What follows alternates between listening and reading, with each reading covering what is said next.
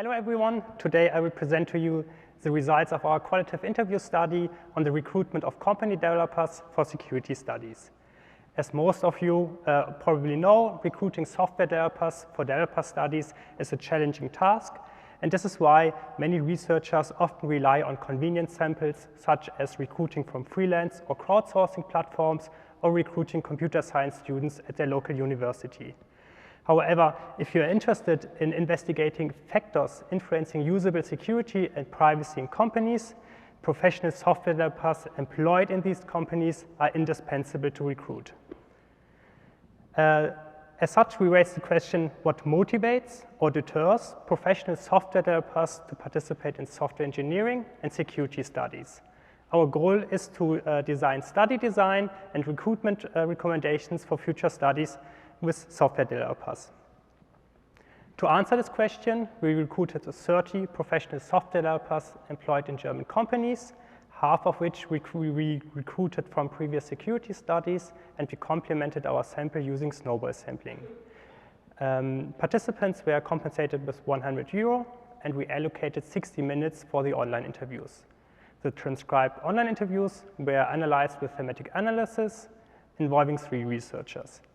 As it's often the case, most of our participants were male, but we had some broad spectrum of age and development experience, and even though most of our participants were recruited from a previous study, we also had some newcomers.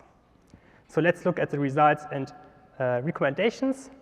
We asked participants what they expect in the study, and most participants said that they are often uncertain what to expect, especially in practical study tasks. As such, we recommend that the study invitation should include a clear description of the task, as detailed as possible without jeopardizing the study design, since many participants stated that if they can't imagine how the study participation would look like, what the task is roughly about, they rather wouldn't participate. You should also provide clear study requirements, because participants also stated that they refrain from participating if they are unsure if they fulfill these study requirements. For example, you require a certain skill, web or mobile development, and a developer might be new to this field, or it might even be secondary to their primary field of work. So if these type of participants are appropriate for your study, you should clarify this in the study invitation.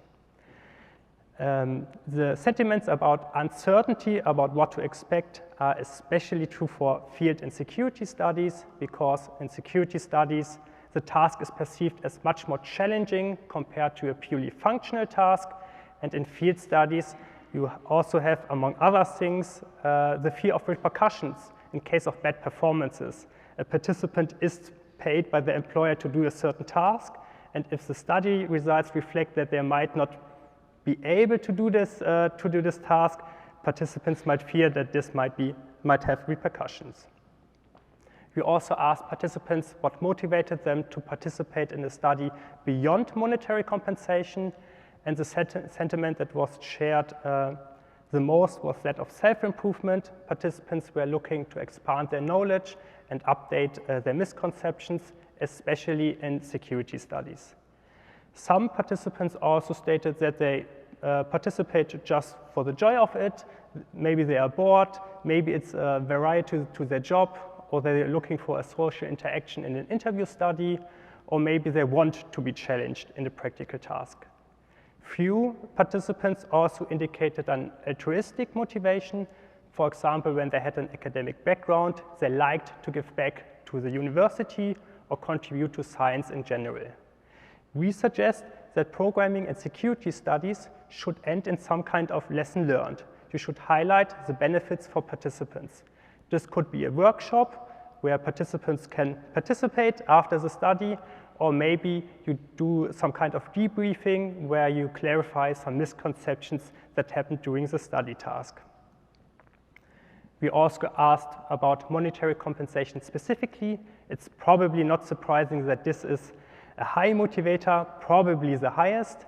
It can be used to compensate for soft limits, for example, longer studies or studies with a topic that might not be that exciting exciting on the first sight, or tasks that might be perceived as particularly challenging.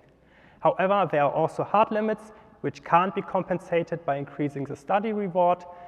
This was the case for studies which were longer than 4 hours for our participants, but another topic which was frequently mentioned was that of data collection.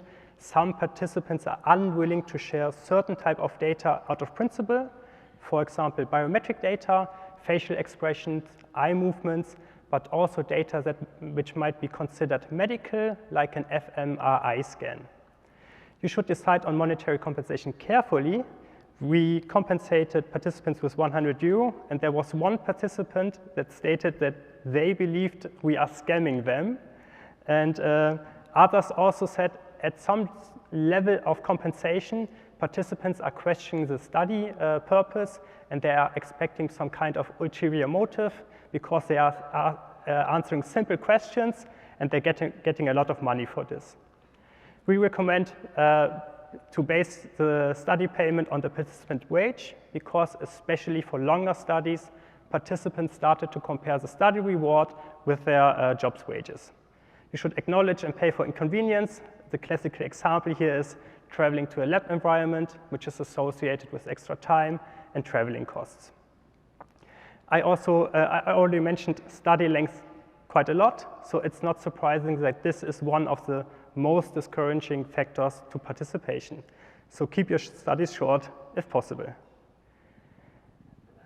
We ask about data collection specifically. As I said, some participants refuse to share certain type of data out of principle. Others might be hesitant. You should explain your data collection, tie it back to the study purpose, so everyone is having a good feeling that they are sharing their data for a purpose. You should also don't break developers' paradigm.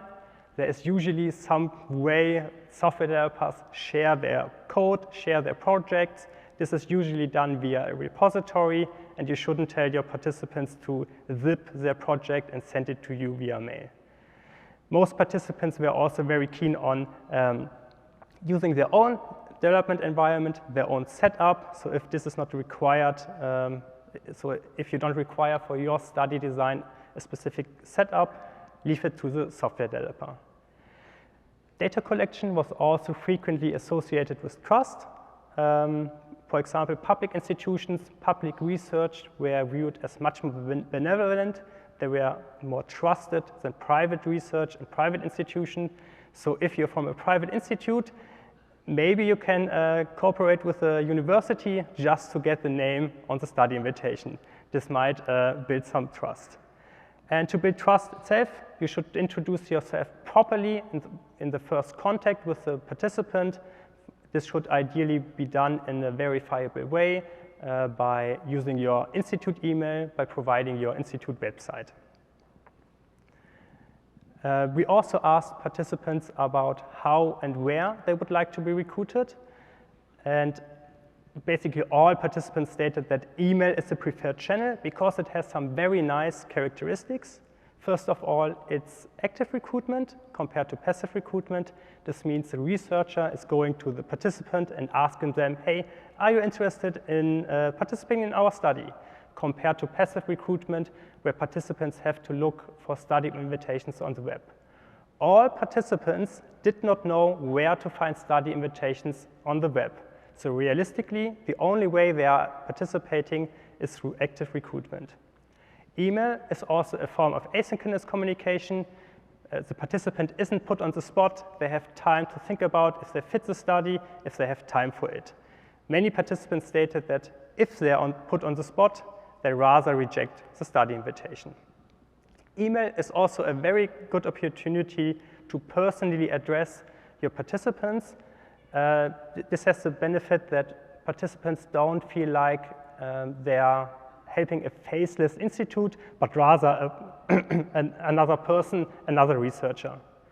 In the email, you should also address individual skill and expertise. This has the benefit that participants don't feel like they are just randomly selected, but they are selected because of their skill and expertise, and this gives the feeling that they really fit the study requirements. You could do something similar with individual benefits, but this might be very challenging and in most cases impossible because the information is not available to you. On my final slide, I provided some takeaways. There are many more recommendations and results in our paper, so feel free to look at it. I wanted to finish my talk with a little call to action, you could say.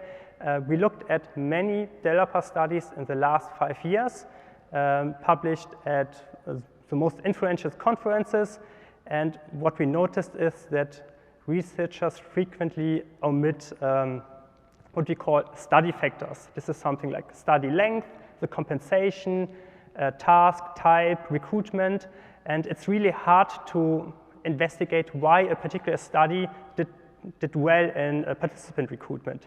So I would ask every one of you who is doing empirical research with software developers to include this information, because very few studies included study length and the compensation.